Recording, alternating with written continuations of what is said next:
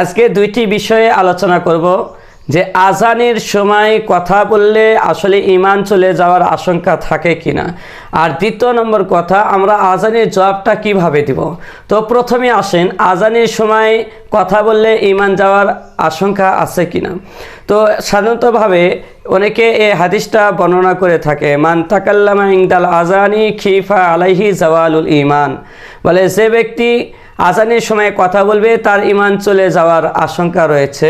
তো আসলে এই হাদিসটি, এই কথাটি এটা ভিত্তিহীন একটি কথা, কিন্তু আজানের জবাব দিতে হবে।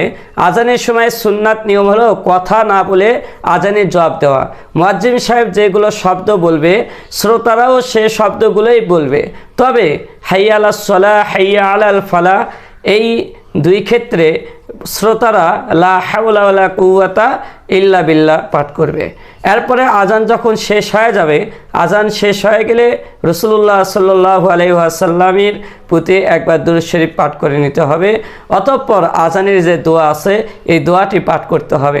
এই দোয়ার ক্ষেত্রে বর্ণিত আছে, রাসূলুল্লাহ সাল্লাল্লাহু আলাইহি ওয়াসাল্লাম বলেন, যে ব্যক্তি আজানের শেষে আজানের জবাব দিল, আজানের যে দোয়া আছে এই দোয়াটি পাঠ করলো, রাসূলুল্লাহ সাল্লাল্লাহু আলাইহি ওয়াসাল্লাম বলেন কিয়ামতের ময়দানে তাকে সুপারিশ করা আমার জন্য ওয়াজিব হয়ে যাবে।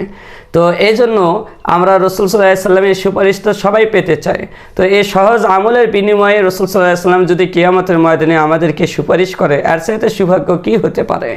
এই জন্য আমরা আজানের এই জবাবটা দিব এবং দোয়াটি পাঠ করব। শেষে আল্লাহুম্মা রাব্বা হাযিহি দা'ওয়াতি তাম্মা ওয়াস সালাতিল কাইমা আতি মুহাম্মাদানিল ওয়াসিলাতা ওয়াল ফাদিলা ওয়াবআথহু মাকামান মাহমুদানিল্লাযী ওয়া'আদতা ইন্নাকা লা তুখলিফুল মিআদ।